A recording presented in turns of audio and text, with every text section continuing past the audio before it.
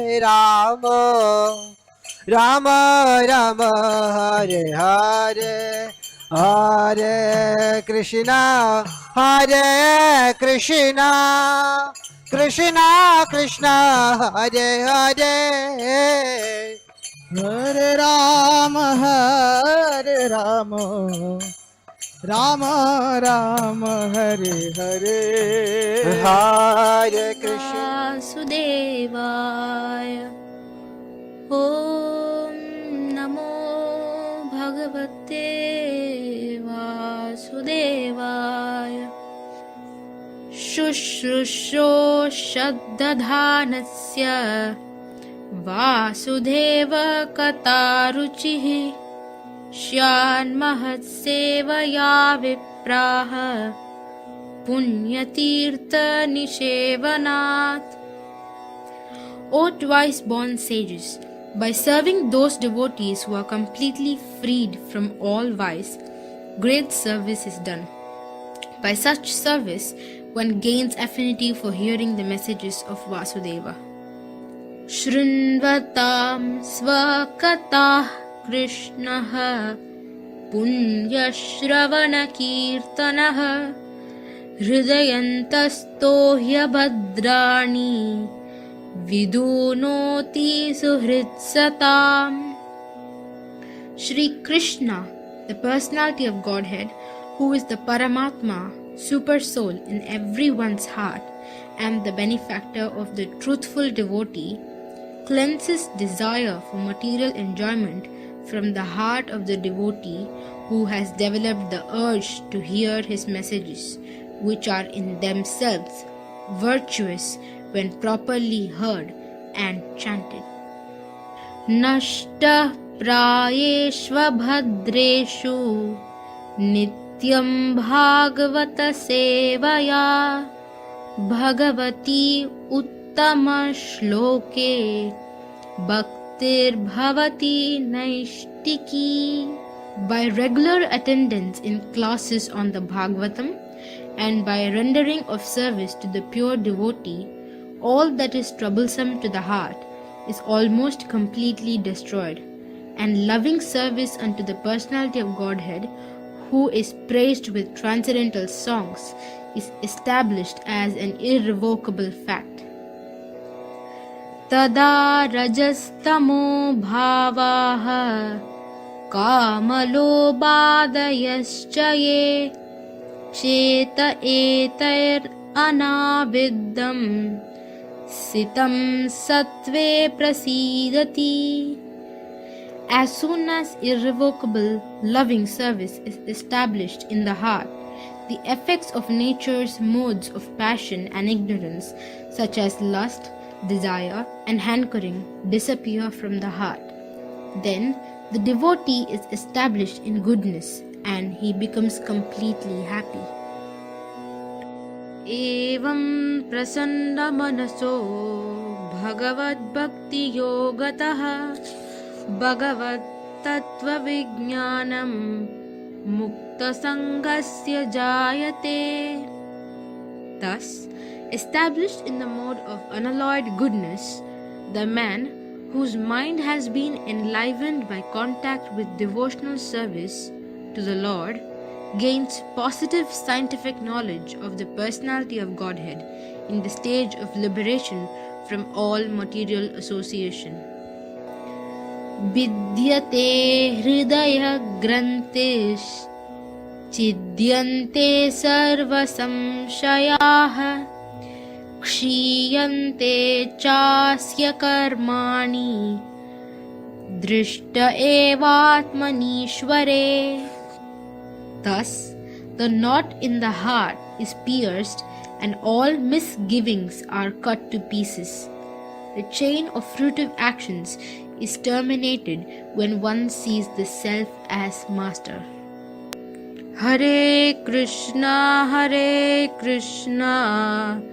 Krishna Krishna, Hare Hare, Hare Rama, Rama Rama, Hare Hare.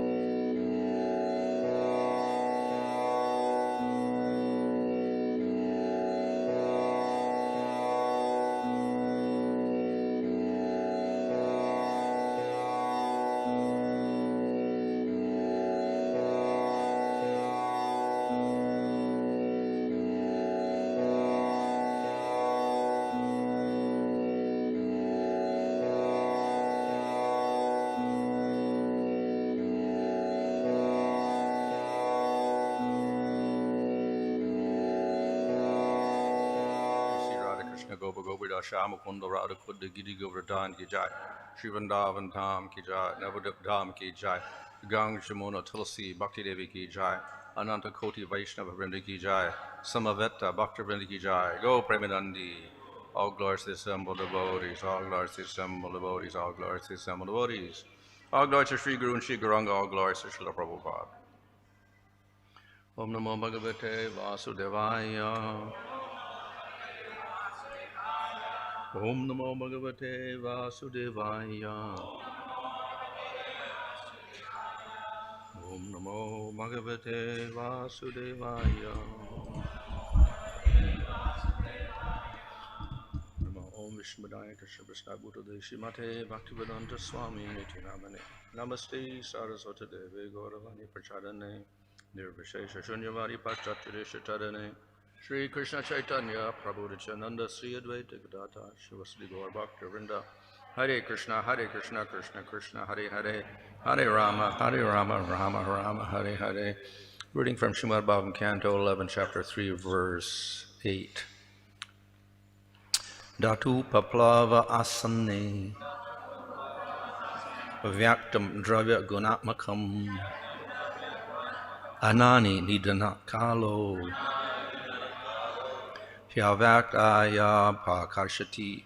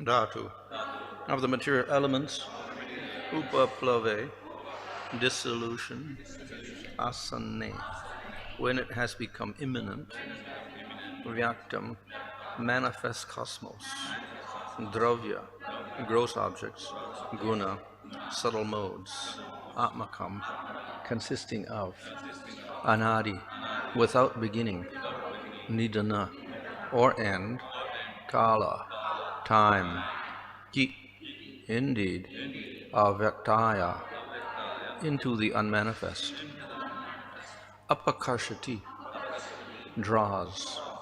Translation: when the annihilation of the material elements is imminent, the Supreme Personality of Godhead, in his form of eternal time, withdraws the manifest cosmos, consisting of gross and subtle features, and the entire universe vanishes into non-manifestation.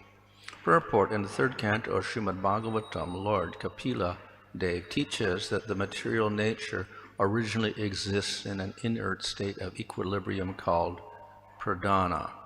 When Lord Viṣṇu casts his potent glance in the form of kala or time, material interactions take place, culminating in the variegated creation of the material cosmos.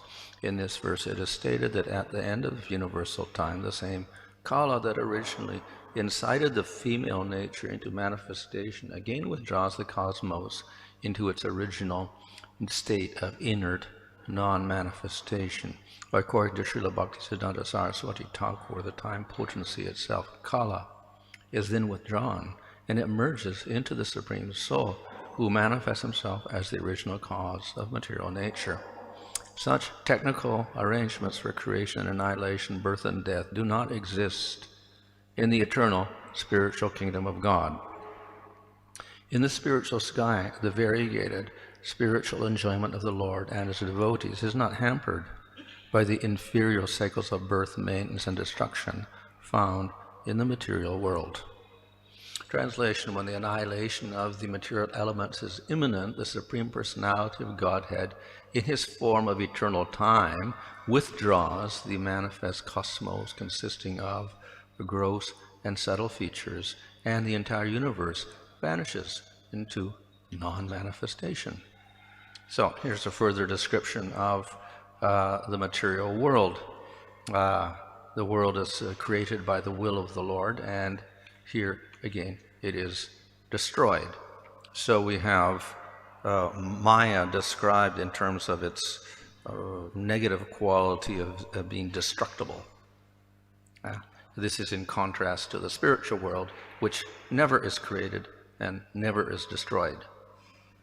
Of course, we can qualify this and say that Prakriti itself is eternal. But the manifestation of the universe from Prakriti is not eternal. Of course, in the spiritual sky itself is eternal. And of course, the Shaktis which manifest the spiritual world are also eternal. But here, Prakriti may be eternal, but the manifestation of the world or the universes is temporary. It has a beginning and an end, even though Prakriti is eternal. So another name for Prakriti is Pradhan. So Maya, Prakriti, Pradhan are synonyms. They mean the same thing. That is this material energy.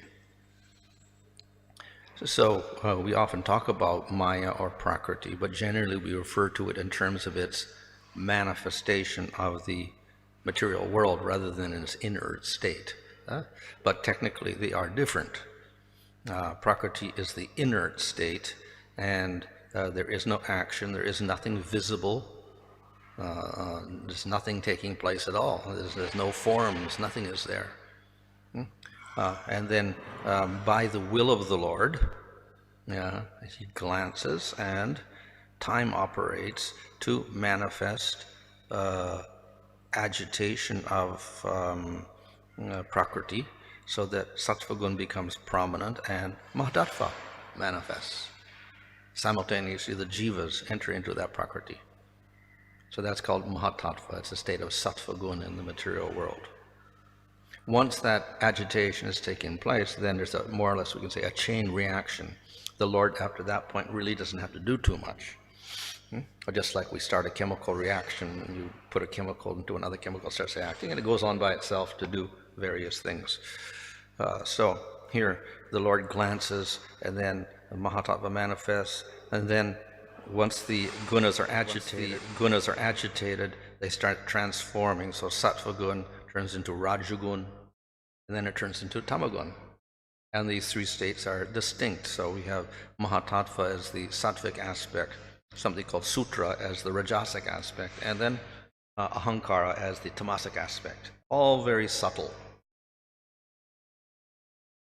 And then the ahankara itself divides into sattva, rajas, tamas.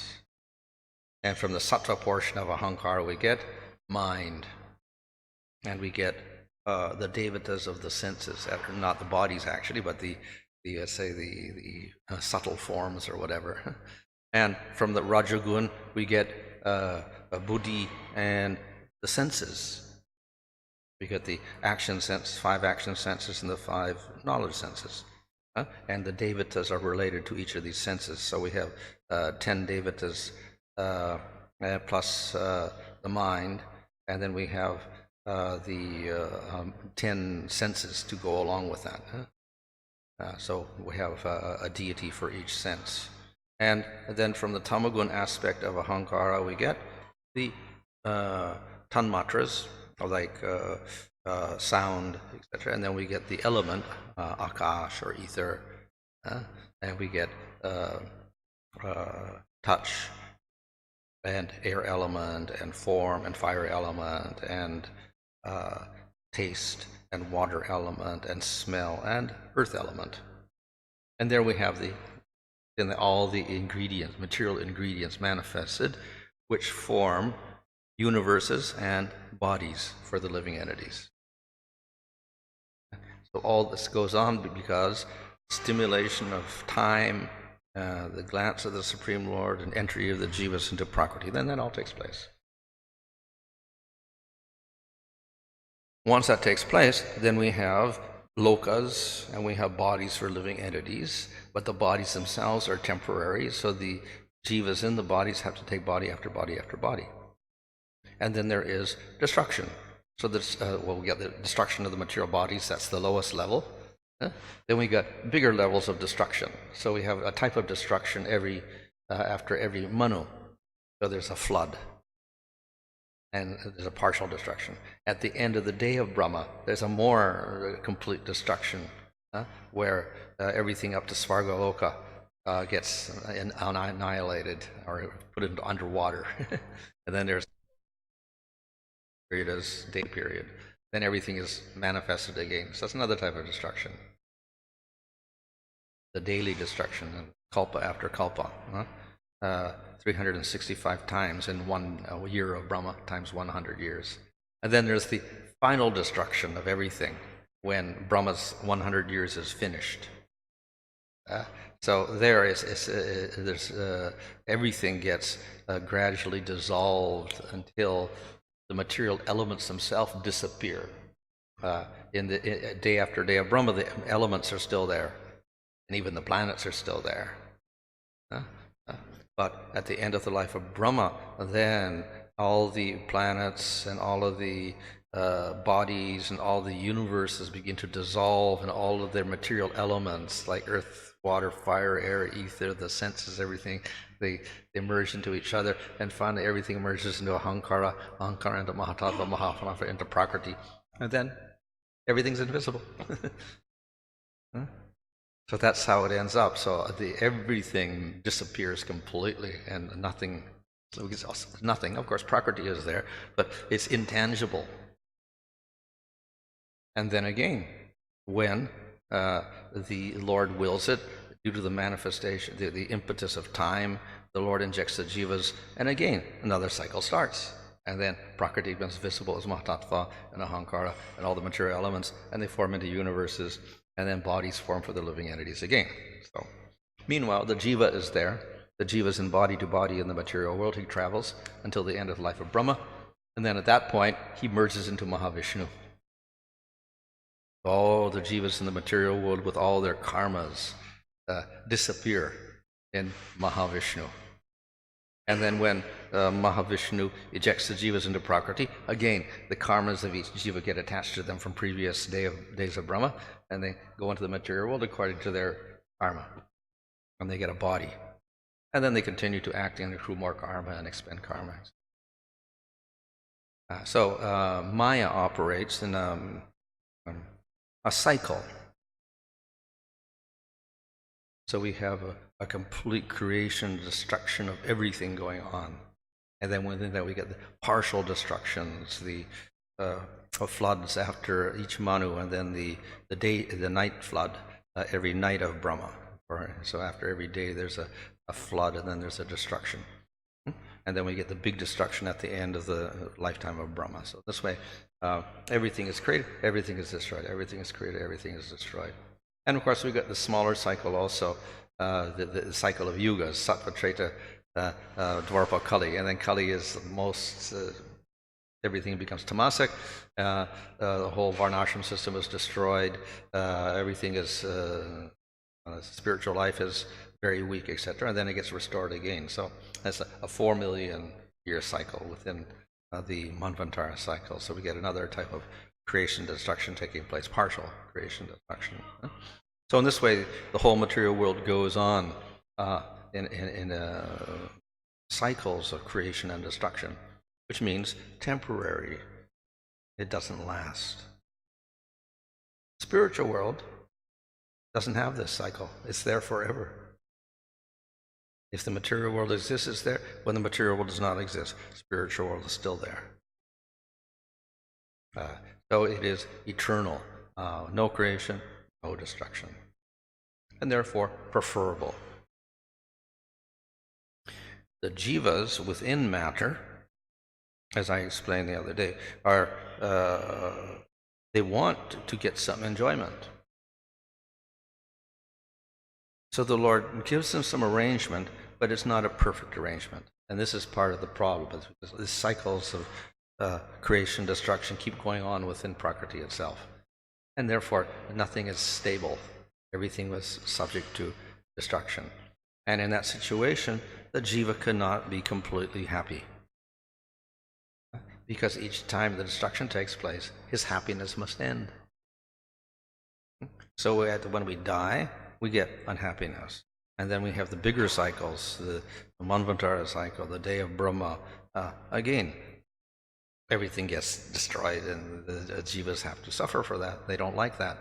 And then we have this big cycle of destruction at the end of the life of Brahmā. Again, everything disappears and jivas must lament their situation. So in this way, everything is subject to destruction, and consequently there is always fear for the jivas. Everybody must have fear because everything is destructible here. Why? Because every jiva wants happiness, and the happiness should be eternal. And they get something what they call happiness, but it's not eternal. So this is a problem for the jiva. So in this way, the material world is constructed so that ultimately the jiva can understand that the world is not a perfect place. There's a semblance of perfection, but that is only because of illusion, because we are covered by maya and we think in our own terms of time and space, etc. Then we think I can be happy here for some time, but ultimately we take the larger picture, then we understand it's all hopeless. So we cannot understand this on our own. It is very difficult to even conceive of these cycles of time and the destruction. Of course, even on the shortest level, that is human life, it is also difficult to perceive. So people cannot perceive they are growing and growing and getting older and older. They don't realize that. And even they die, they don't realize it. So this is why the Yaksha asked this question, what's the most astonishing thing? And Yudhishthira answered, the most astonishing thing is everyone sees that everyone else is dying, but they think, I'm not going to die. It's a logical conclusion that everybody will die. Mothers died, fathers died, grandfathers died, grandmothers died, everyone has died. But then we think, I'm happy, and they don't think I will die. This is the illusion of Maya again, foolishness of living entity in the world. So what to speak of the larger cycle? They cannot conceive of that the world at one time is going to cease to exist.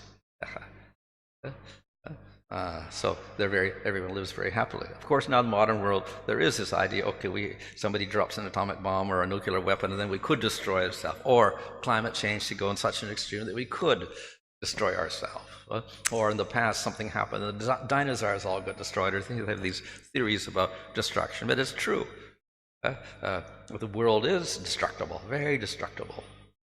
And we see that in the cycles of yugas. We see it in with the flood after each Manu, and we see it at the end of the day of Brahmā, and then we see it at the end of the life. It's always destructible. The destruction is going on. So it's not an unfounded fear that one day the world will perish somehow. It actually happens, and it happens repeatedly. But it's difficult for us to realize that. So, if we accept the scriptures, then we get some glimpse into the workings of Prakriti. Otherwise, it's very difficult for us to understand how it is operating. So, to some degree, science will tell us yes, and they will also agree, yes, universe is created, universe destroyed. That much they'll agree. Nothing is permanent. Yes, and this whole solar system is all temporary. They agree with that. Fine. The big difference is that they do not understand this person who glances over Prakriti and causes it to manifest and everything merges into him at the end. That they don't understand. And they never can understand it. It cannot be perceived with the material eyes. And even your mind cannot conceive. Who could imagine that? What scientist could imagine a big Viṣṇu pulling all the jivas and all them Prakriti into himself and sitting there within him. This is a strange thing. Nobody can imagine such a thing. Huh? Oh, it is only through Scripture that we'll understand this, that the Lord is behind everything, that He is the willing power that manifests everything and destroys everything, and that He does have a purpose behind that. It is not a fault on the Lord that He manifests the material world and then the jivas suffer. There's a whole plan behind everything. But we cannot understand that unless we go to the Scriptures, and then we get some explanation of how things are happening. So for that reason, we have Maharaj Nimi asking this question, you please describe Maya and how it operates, because by understanding it, then we get some inspiration to, one, see the temporary nature of the world and understand it's not the best place to be, and therefore we can aspire for attaining the Supreme Lord with eternal happiness. So that's one good reason for understanding about Maya. So all these descriptions here are useful for the jiva to help him advance in devotional service.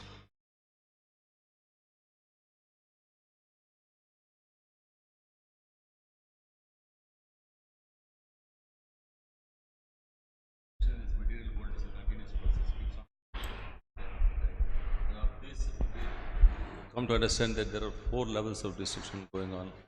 One at the form of the material body, loss of material body for the soul.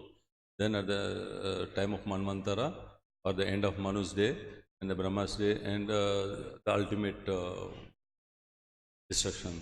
So we understand that at the time of leaving the body in the material world, the soul goes to some other place according to its qualification, and it resides. And again, at the end of the mahā-pralaya, it goes back into Viṣṇu. But in between, at the end of the day of Manu and at the end of the day of Brahmā, where does the soul reside and what does it do? Well, the Manu is not a day, it's just like an hour or so in the day of Brahma. So it's a very short, it's just that the water covers, floods the Bhumandala more or less.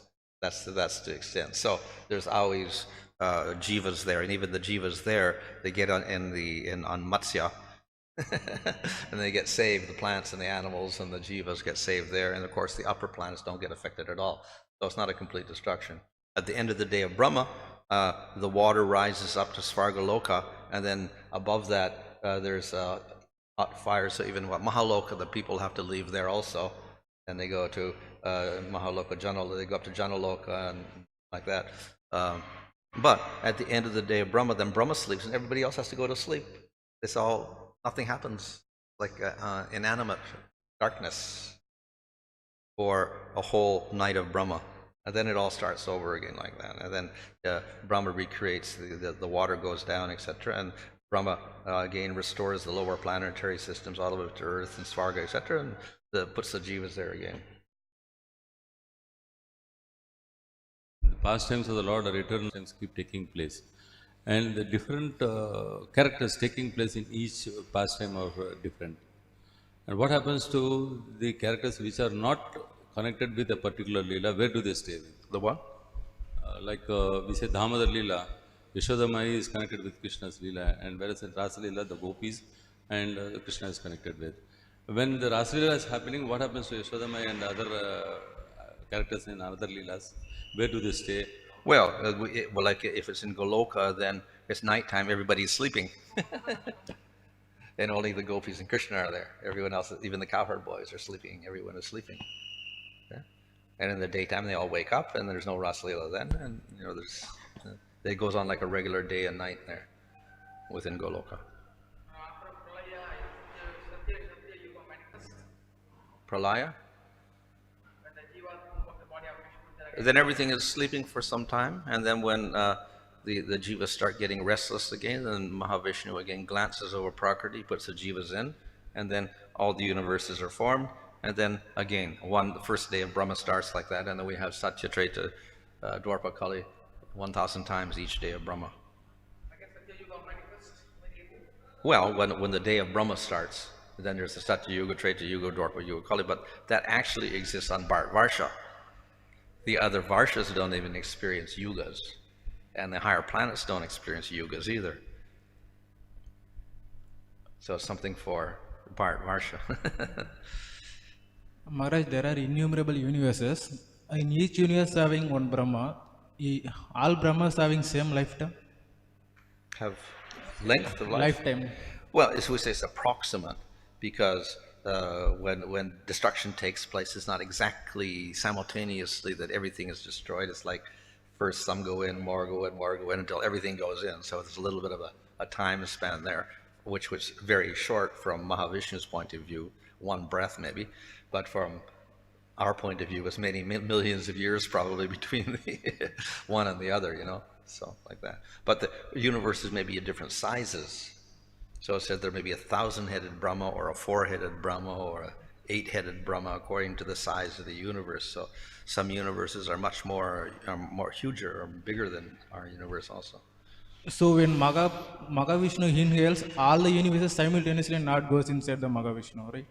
Yeah, everything goes in there. So, well, it's more or less simultaneous, but just like when you breathe in, first some air goes in, more air goes in, more air goes in. So some go in a little bit later than the others, you could say.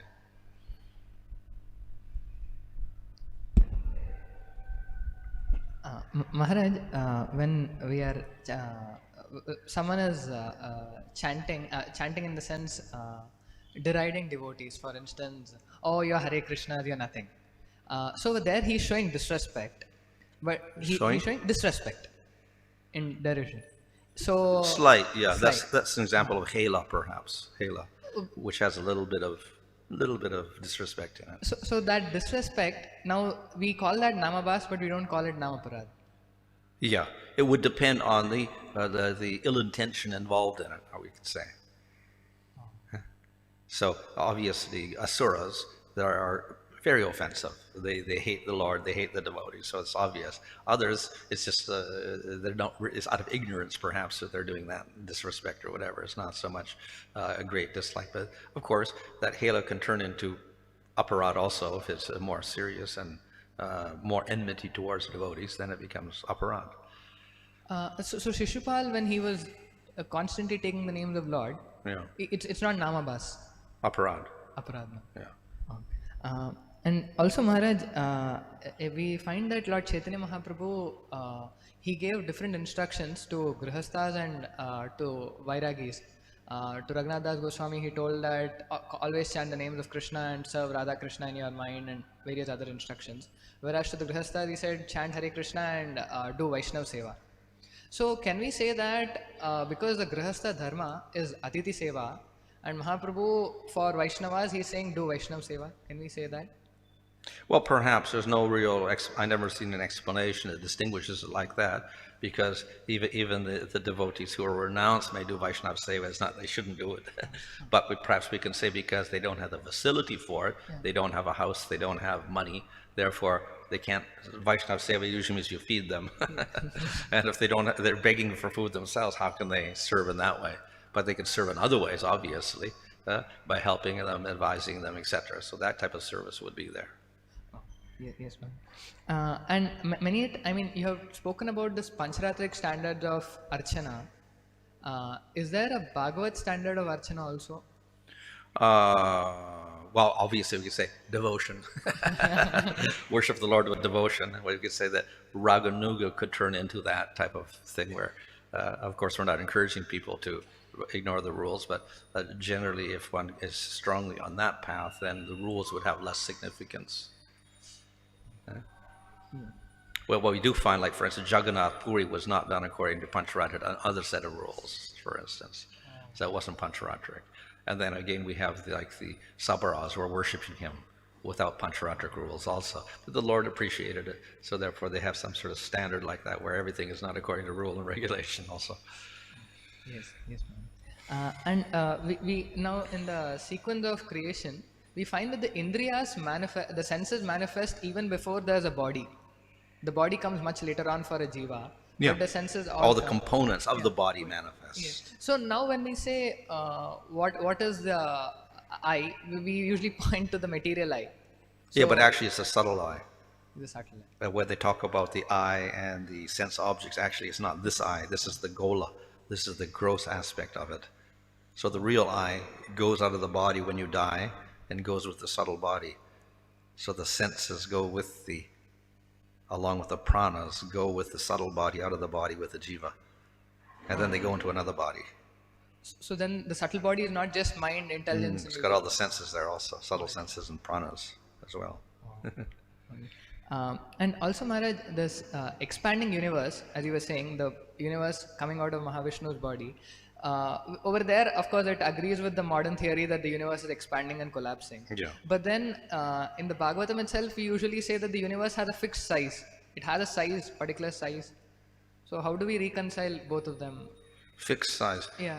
Well, as I said, also there are different sizes of universes. Yes, yes. But Yeah. one universe, when you take, Well, it doesn't, that itself, once it's formed like a mature fruit, then that mature fruit doesn't change its size after that. So once this particular universe is formed, it doesn't keep expanding. It stays, the shell is like the coconut shell, and it stays there, and then everything is stuck inside, and it doesn't change after that for the lifetime of Brahma. so now when our scientists are finding that the universe is expanding, we have the Well, that universe is, we could say, all the universes, we can take that as all, because their concept is only one universe. We say there's many universes, but then take all the universes. That kind we say is maybe an expanding thing in the let's say the breath of Mahavishnu, and he expands and everything comes out of him, and then he breathes in, everything goes back into him. So, and once it's expanded, we can say that's the full manifestation. And before that, it's getting ready to become full, and then after that, it starts going back into him, and it starts contracting again. So that's the destructive aspect. yes. So in that, there's some size, we can say some size change. It goes from small to big to small again, and then it disappears. Yes, Maharaj. And when you're saying jivas are covered by Maya, now you again said Maya and Prakriti are synonymous. So does it mean the only covering that the jiva has is the gross and the subtle bodies?